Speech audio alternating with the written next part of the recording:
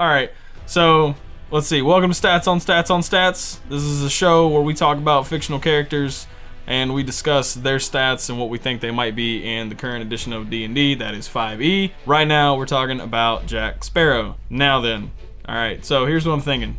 Bear with me on this. All right. Jack Sparrow, Bard, a little bit of Rogue, maybe half and half. Multi-classing, I would say.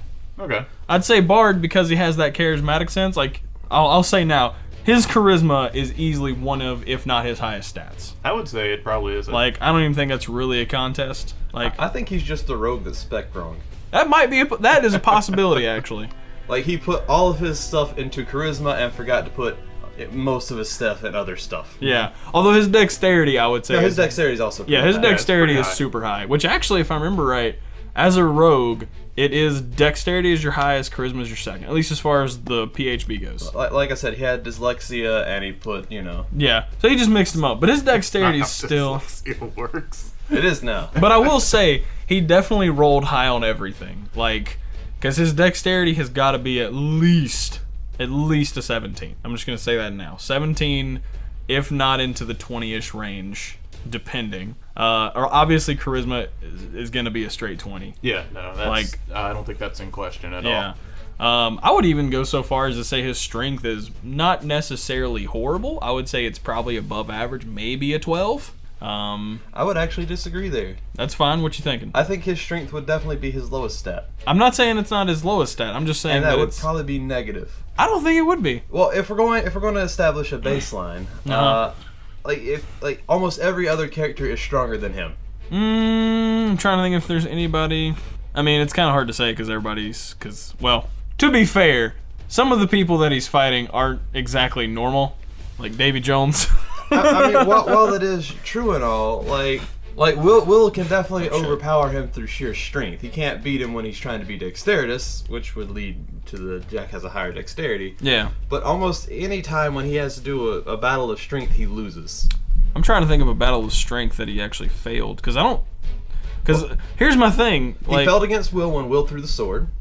Oh yeah, when he tried to pull the sword out. That's right. Which Will did actually manage to pull the sword out. True enough. He needed help lifting the hinges off. Well, to be fair, they are heavy iron doors, but still, though. You're talking about in the first movie? Yes. He did successfully do it in the third movie. Same thing, half barrel pin hinges. And I think it was whose ship was it? Davy Jones. It was in the Flying Dutchman because he had that little sequence where like all of his little dudes were just chilling with him, and there's the one that was like attached to the wall. And he's like, "Wait, nobody move! I dropped my brain." Because that's how he got out. He's like half barrel pin hinges and he popped it up. I would still wager to say that his strength is actually probably lower. Oh no, like I said, it's definitely his lowest. I think it's at least a 0. Yeah, like I said, 10 to 12. 10 to 12 is the range I'm gonna go with. Because, like you said, in the first movie, he couldn't do the half barrel pin hinges leverage trick without Will. Mm-hmm. But in the third movie, he did do it successfully. Because all it took was just leverage. Which even then, I wouldn't even call that a strength feat, really. Because that's more of a leverage feat. It's just a wisdom thing. Yeah. I'd say his wisdom is probably... It's not negative, definitely. Oh, God, no. His wisdom... His is funny because he has that whole, like...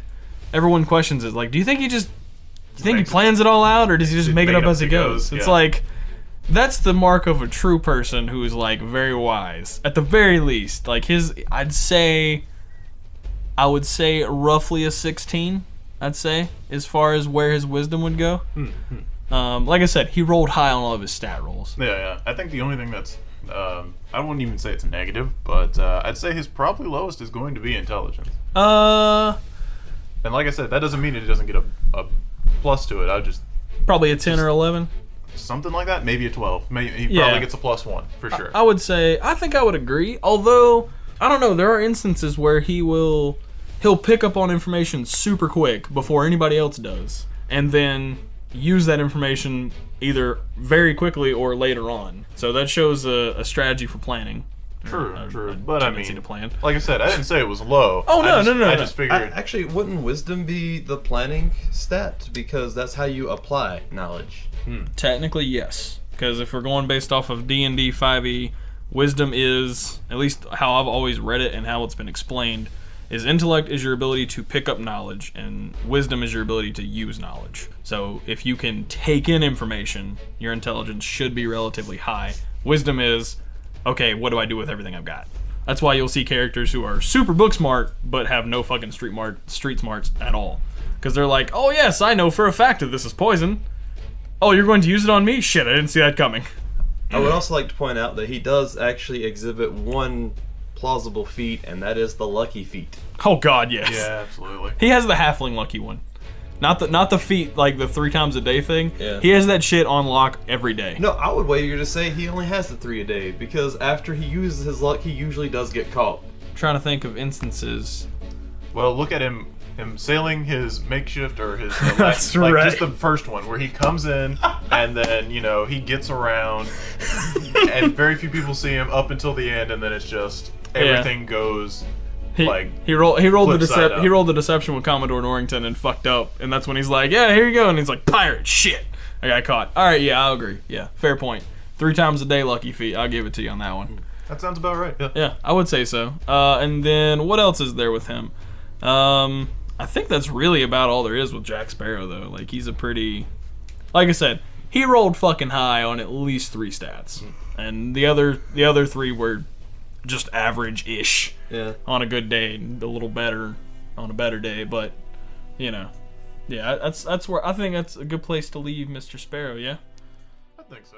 All right, everybody. Thanks for watching this episode of Stats on Stats on Stats. Be sure to check out our other videos coming up with Danny Phantom and Solid Snake with Teddy and Coop respectively. If you have any comments, go ahead and put them below. We'd like to know what you think. Give us some ideas. We'd love to know what you guys want to see next. And of course, as always, let us know what you think.